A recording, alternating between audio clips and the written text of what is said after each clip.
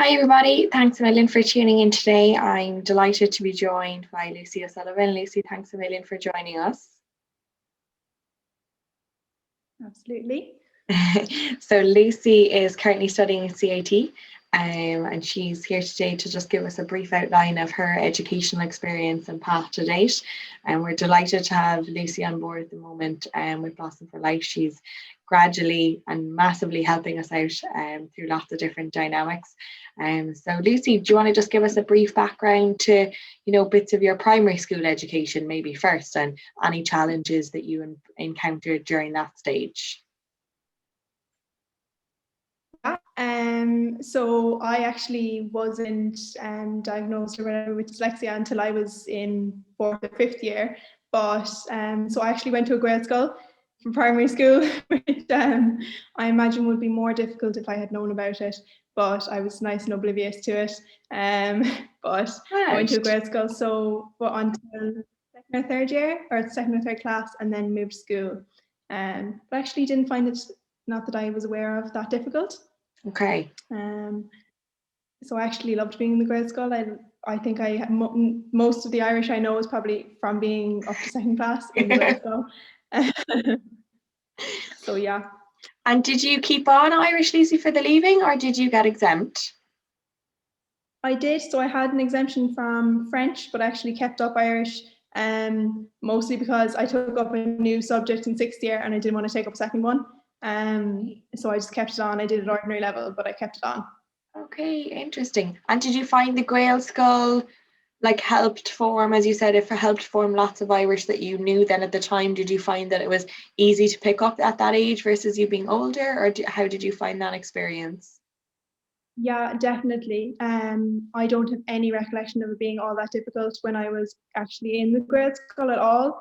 I think it got harder when I moved out and started doing it through English. But I remember moving school, and in 2nd primary school, I was like, you're all a bit questionable at your Irish. Like, I was obviously more used to doing everything through Irish. But yeah, I definitely put a lot of my Irish knowledge down from just that 5 years or so in the grade school. Yeah, which it's fascinating really, because there are lots of kids now that come obviously and work with us that might be in a Gael school and then might move to kind of an English speaking school, and then over time might get exempt from Irish and then might obviously drop Irish. They might keep it on, but they might eventually drop it. So it's interesting that you've had the experience of that and then obviously was entitled to exemption and decided to still keep it on, Yeah, now to be fair, if I had known earlier and was able to take up another subject earlier, I might have, but I found it fine really. That's good. Great. And tell me, how did you find the transition then between schools? So you moved as well schools at that stage as well, did you? Yeah, so I moved school in 2nd class because we moved house, so I moved. I think it was fine. I don't think there was anything bad about it, other than the fact that I moved and was like, why is everyone not speaking Irish? But I found it fine. School, I moved into a country school, so I had smaller class numbers and that kind of thing, which probably made it easier. But as I said, now I was like 8, so my memory wouldn't be that great. I know, yeah, definitely. It's hard at times, isn't it, reflecting upon primary school or even sometimes bits of secondary school experiences. As you move through them, you kind of forget sometimes all the blurred lines of the day-to-day stuff in between. It's definitely an interesting dynamic to reflect upon bits of your education. And obviously, as you mentioned, you weren't detected until late in, let's say, the secondary school cycle of things. How did you find your educational experience to that stage? So did you find that things were often quite challenging, or were they relatively okay for you, or how did you find that? So I always thought that it was fine, relatively fine, until I actually realized how much easier it could be. So like, I definitely found everything it took a lot more time to go through everything, and like, you'd read the same thing 6 or 7 times and it wouldn't have gone into my brain. Whereas afterwards I was kind of going like, how did I do this beforehand? But I wouldn't have known the difference until we kind of went, there's something amiss, and looked into it. I wouldn't have known the difference before that, so I just thought it was just taking me longer. And tell me, how was it, let's say, highlighted? Did you kind of have a feeling yourself, or did a teacher at home or at home have an idea, or how was it kind of pinpointed? So obviously I did French all the way through secondary school, and couldn't tell you more than I would know just from going to France. Like, I would know no French at all. And we were just going, it just doesn't make sense for the amount of work that was being put into it. And I have two older brothers, and actually they're both dyslexic. So at home, my mother was like, "This isn't right. We should probably get this looked into eventually." So that's how we found out. It actually wasn't at school or anything. My mum was just like, "You're just putting in too much work for it to not add up." And as I said, both my brothers are dyslexic, so we'd be well used to it. So that's how that happened. Oh, that's interesting. Yeah, there's definitely a genetic link. No, not always. I see that it sometimes skips generations, or it might skip siblings, and I have other siblings. But generally speaking, anybody that comes to obviously work with Blossom4Life, they say, "Oh, I might have it as well," and everybody tries to jump on then the bandwagon. But it's not always there. But definitely, obviously, previous generations, it wouldn't have been assessments or anything like that. So I suppose we're fortunate from that sense that things are flagged now so much earlier, and that side of things. In terms of the assessment, Lucy, how did you find doing any of that or carrying out that? Can you remember bits of what was in it, or was it kind of really draining, or how did you find that? I think the thing that most stood out to me about doing it is, like, you have to read sentences, and some of them you read them out loud, and some of them you read them in your head. Like, I read them so much faster in my head, and when he went, "Yeah, read it out loud," I was going in between words, and kind of like I wanted to follow them with my finger and those type of things. I think that's the thing that like stood out the most, that I hadn't really noticed myself until he was like, "Have you heard yourself?" Yeah. Not that, It's a very strange process. I know when I did mine, there was like some elements of like colors and cubes, or like dots and all these little puzzle things, and like you have to like rotate them, in maths, when you have like, move this now in sequence, so what would be the next one, or where would the dot move to? And I was like, "Oh Lord, help us." Like, if the dot could move onto another page, like in my head, like it was just, some of the stuff was ludicrous. Like, and my one was definitely quite long. Like, I remember, now again, time seems to go like a ticking clock anyway when you're in there. It's just like the slowest ever.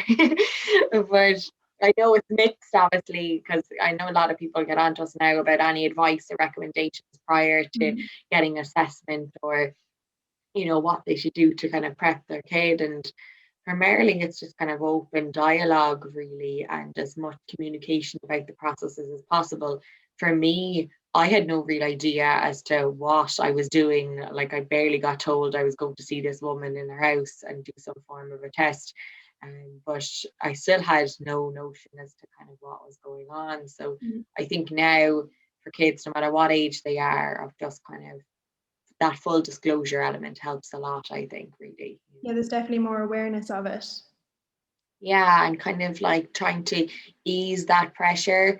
I remember, because of the not knowing what I was going to be getting tested for, or where I was going to, or who this woman was, and that there was more pressure then. And I was really anxious when I was doing mine, because I had no idea what was happening with it afterwards. So what result it was going to be, or what impact that result was going to have.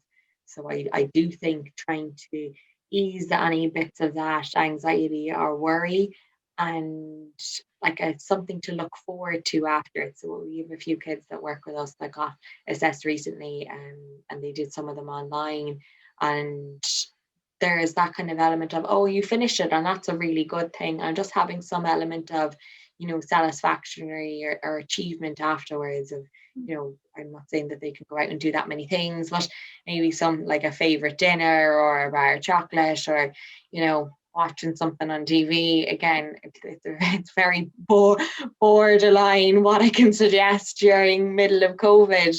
But it is important to acknowledge how strenuous sometimes it can be to carry out that assessment, you know. Yeah, and the fact that it's yeah, sorry. And the fact that it's not like a traditional, what you think, like it's not a test, like it's not that type of it should be that you get some kind of relief afterwards rather than you've done a test and you're going to get results, kind of like Completely. Yeah, it's so interesting as it's totally now, as you say, because like, you know, you're so used to a classroom environment of doing your weekly spelling test or doing a maths test or doing the state exams. And it's like, oh, do I get an A back from this? Or like, how did I fail the test? Or, you know, and it's like not really that. Yeah. Yeah, you just get this kind of unknown thing, and it's like, okay, I just put a load of work into that, and I don't know where that leaves me, particularly, you know, as a young adult or, you know, still as a child or student. So it's, yeah, I would definitely say that it is not an easy task to, you know, set something like that. So I do think that should be recognized and rewarded. And in terms as you progress then through school, Lucy, so as you moved towards, you know, middle of secondary school or on towards your leaving cert, what did you find kind of helped you to navigate through exams or work through that process? So I would have been quite a hard worker. Now I would still be. It was definitely kind of putting more pressure on myself. I kind of felt bad that this work wasn't coming to, you know, do anything as good as it should have been really. But now I did after school study, and I think, honestly, just the amount of time I put into it kind of balanced it out a bit. When before I actually knew there was something. So I spent so much time that was unnecessary reading the same thing over and over and over again. And then once I got the test or the assessment, I had coloured lenses, and they halved the time it took me to read things and take in things. So I definitely still found it a bit more difficult to reading questions, like just to get the gist of the actual question before I could answer it at all. But once I kind of took a second and refocused, it was fine. And how did you find, Lucy, wearing the lenses? So obviously we went to slightly different age groups but slightly similar school background. How did you find wearing the lenses in school, like on a day-to-day basis? Did you find that an okay process to do, or did you find it kind of like unusual to be wearing, you know, different color glasses basically? So as you can see, I wear glasses anyway, so I would have been wearing these the whole time and then just putting the colored lenses on, mostly in study, like mostly first things up close. Technically I should have been wearing them for like looking at the board and things, but that kind of went out the window. But it's fine. Like people don't. I think I had one girl comment once, and I kind of laughed at her, and then carried on. And if you take it that way, then it's treated that way as well. You know, if you take it like you're kind of sound a bit funny commenting on it in the first place, then it all just carries on as if it's normal. Completely, yeah. It's definitely something, again, we get asked a lot, and I know we've spoken briefly about lenses as well, that, you know, it's a definitely a kind of a newer, you know, let's say trick or whatever, to try and help navigate through understanding and learning things. Unfortunately, I wasn't aware of them when I was doing any of my state exams, that they've kind of only come to light in the last number of years. But it's definitely something, and it's so fabulous that I've had that much of an impact on you. But it is something that, you know, we get a lot of questions about, particularly teenage boys now, you know, and in a kind of an all boys school, of how that is received and how to kind of, you know, navigate through that, because you have a trade-off, you know, the student either wears the glasses that might make them and help them understand information or understand concepts clearer, or there is that unknown element, obviously, of kind of being singled out and, you know, being targeted, unfortunately, which is still very much evident in schools. So it is about balancing the two, and obviously this, you know, isn't the main conversation point for this particular webinar, so we can touch on this in previous cases, but it's just important to recognize that, as you said, Lucy, it can have a massive benefit if the lenses, if you get tested for the lenses and the lenses are useful. So where possible, then obviously using them on as much schoolwork as physically able to, really, which is great. And as a side to the lenses, Lucy, did you ever find any particular study techniques helped? Or you mentioned you went to after school study. So primarily in that space, you have to be fairly quiet, as I know, well, you're supposed to be, depending upon who you're in after school study with. But did you, write notes out, or did you use colored pens, or, what kind of things tactically did help you as well? Yeah, so I would have written out all my notes like 4 or 5 times over. When I was reading them, I'd have to rewrite them every time I read them, type of thing. Now, me and being quiet and study, I was quiet, but I had earphones in. So long hair was very helpful. No one would notice. So I would have had music playing. Otherwise, I wouldn't have been able to concentrate. I wouldn't be able to focus. I would have lost my focus and started looking around if I didn't have music in. So writing music, and normally, to be fair, I would have had a copy under each sentence that I was reading, because otherwise I would have lost where I was on the page. Oh, great. Okay, interesting. And the music side, again, that's fascinating, Lucy, because we get that a lot of, particularly some parents being like, oh, my students always listening to music. Does it help? Or are they just, having a great time singing away to themselves? And again, that's very mixed. There are some people that can't. I don't think I can. I think that any bits of noise or distraction or music and I'm gone. But lots of people, do find it really helpful, and they do find it kind of engages them. And around what period did that kind of click for you, Lucy? Because it often takes a while for people to understand what works and what doesn't work. Did you one day, let's say, listen to music and find it helped, or how did that come about?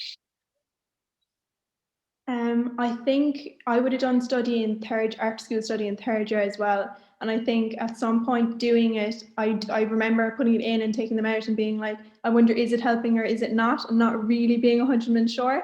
And to be fair, third year, you're probably not as studious as you are in sixth year, hopefully anyway. So I was kind of unsure, which one was it? But I did art school study in fifth year, and into sixth year, then I did more and more. And I think at some point I just started just leaving them in and just putting them in and going and not taking any notice of the fact that they were in or not, and then just would put them in every time then. And was there a particular strand of music, like a particular genre that you just listened to, or could you find that there could be any music at all and you'd be able to concentrate even more? Anything other than things that would start me dancing, but that was mostly because if I'd start bopping away and study, you'd have a teacher up at the top of the room being like, what are you doing? You're just dancing to music in my head. Yeah, so other than that, but I actually found sometimes that was a good distraction. I'd get a bit of a break and kind of go, haha, that's funny, and dance away on my own, and some of the girls would laugh at me. And I'd be able to go back into it then, that it wouldn't fry my head that you're just staring at study all the time. Completely. It's so important to have bits of that. I found, that not even boredom, but that routine of after school study, with it being so rigid, and in kind of our school, obviously it was fairly quiet, you still weren't supposed to be doing any messing. So you'd be head down for, what was it, 4 hours, you get a small bit of a break or whatever, but it just it destroy your soul. You be in school since 9 o'clock this morning. I could only ever handle one day. So I used to do one day of after school study for, I think, only for the year of leaving cert. I might have done it for fifth year too. But it just used to kill you. You'd go in the dark and you'd come home in the dark. It was just. Yeah, I had very long days. I went to school in town, and I live in the countryside. So I'd leave the house at 7 and wouldn't be back until about 10. So I was hammered for sixth year, but I'd never drink coffee, and I think sixth year was the only time I'd be having coffees 2 or 3 times a day. So it wasn't long. Yeah. No, I was definitely a tea addict. Thankfully, I never got into the coffee, but that has changed a lot now. But I know, obviously, trying to fuel that side of things, obviously it's a major topic of conversation now, of trying to go through that process in a healthy fashion, and regular meals and bits of exercise and fluids, and really where possible limiting, the sugar and any kind of artificial substances, because it only comes back and haunts you, really, unfortunately. That's you only can go so far, I suppose, then before you hit a wall, really, and get knocked. And tell me about then, let's say, the resources or anything that was in place then from the department or from the school then when you were tested and had been said that you were dyslexic. What was put in place for you then that helped? Nothing, to be honest. Nothing happened in school. Right. I probably should have had extra time and that kind of stuff. It wasn't even discussed, I don't think. Literally the only thing that I had difference was the fact that I was wearing the glasses, which obviously made no difference to the school. Like I would have things now in college that I wouldn't have had in secondary school, which made no sense. Like those state exams, like I remember trying to read those questions and process them was madness in that amount of time when I just can't process them at the same pace. Yeah, it's such a disjointed system still at the moment, and such a back and forth between, obviously, the primary and secondary school system is run differently to the college and the university system, and there's an awful lot more scope in the university that every kind of towards the leaving cert we get questions of, oh, will my child now have all of these when they go into college? And generally speaking, you go into college, as you know, and you've got kind of in a different link in with the disability support unit, and they give you what you need or entitled to. So if that's a laptop or any of those assistive technology, and it pretty much just granted, it was for me anyway, quite quickly. No major questions asked. Yes, obviously they had my educational psychologist assessment, but there was no kind of, oh, I have to file now to the Department of Education and wait and all of that side of things, which needs to be done, unfortunately, both for the junior and for the leaving cert system. Yeah. And it really puts you off as well. Like I imagine I wouldn't have liked to try and do that in my school. It wouldn't have been a very accommodating experience, I wouldn't think. Whereas in college, like you really can just kind of rock up and they take it. They're obviously more used to it with the numbers. Exactly. It's taken a lot more lighter type of thing. They're just like, yeah, that would make sense, and they just give it to you. Yeah, right. I think it's scope as well. Obviously, there's lots of different aspects that, there's budget, obviously, which is a huge one, and there's just a different flexibility with it. But definitely, obviously, the main kind of assistive thing still for leaving cert, the laptop or a scribe or, elements of different pens or different assistive technology now that's been introduced does have a huge help. But I think what people forget and often don't implement is that, like you have after school study, like I had after school study, at the end of the day, you're still trying to absorb this amount of information into your brain, and that, any pen or any computer isn't going to help me get this to here.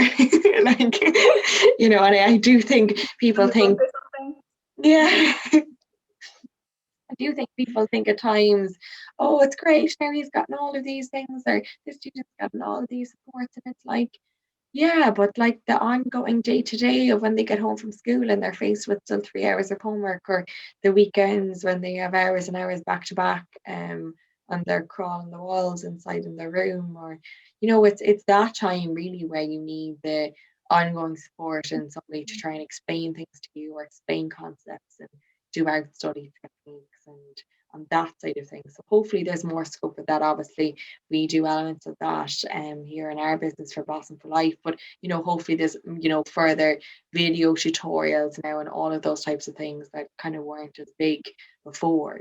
So it is really important to recognize that, yes, resources and glasses and all of those things make a massive help, but ultimately at the end of the day you still need to, unfortunately, require and absorb the same amount of information as every other student, which is ludicrous. Yeah, it's meant to help, but I don't think it's meant to try and level the playing field, but it's going to be that way all the time. Like it doesn't go away when you step away from the laptop, or it doesn't go away when you leave school. Yeah. So would not be fabulous. No. Yeah, it's like, oh, I'll just switch off now my dyslexia for the rest of the evening. I don't need you No, anymore definitely not. tonight. Yeah. It's a very, very Yeah. strange um, platform that they've tried to navigate through.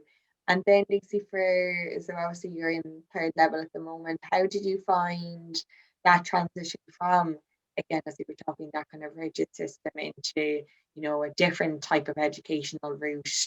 Was that an easy fix, or how have you found bits of that? So everyone laughs that the first day I went into college, I walked in like I fucking was there for the last 6 months. It was like I was like, yeah, new place, like let's go. Like I'm out of school, goodbye. So I went in and loved it. I was like, anything would be better than trying to do school right now. So college was a huge improvement.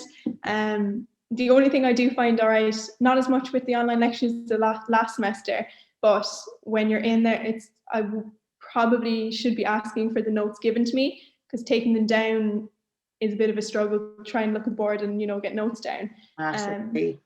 Yeah. Yeah, but definitely better than school, definitely. Oh, that's good. Yeah, the note taking, I found that often really, really challenging, particularly for lectures that like spoke really quickly. There is a particular, it's a life scribe pen. I don't know, have you have access to that before? I'm sure they have it in college, so maybe link in with them if they don't have a note taker for you. But it basically is a pen, looks like an ordinary pen is on it. It's a fabulous piece of technology, and it has a dictaphone on it that records the lecture. So you could be sitting in the lecture hall, it will record all the notes, and then you can either plug it into a laptop and it'll do them up digitally for you, or you can listen back and type them out, or however way you want to do them. And I always thought it's cute because it'd be like, now I've used it briefly, but unfortunately since I finished academia I only came to cross paths with it then, and I was like, why didn't I have this when I was in college? But you get this like special notebook. It's the coolest thing ever. And on the notebook, it has like pause. So you tap the pause on the thing and it would pause the pen. It's really cool. It's like a little robot. It's very hard now, obviously, to communicate over the screen of recording what the pen does. But whenever I hear people taking notes, I always think, God, if I only had that when I was trying to take down law notes or like IT modules or marketing modules, like at Yeah. 100 miles an hour, and you just be like typing, and it's like I can't take it all in. I'd be constantly like looking over at girls and like, or asking like friends and around me, being like, what was that? And I missed one, or not realizing I missed something at all. And like weeks later, someone like said something and I'm going, I don't think that ever happened, because I was writing something else I and missed know. a whole other conversation.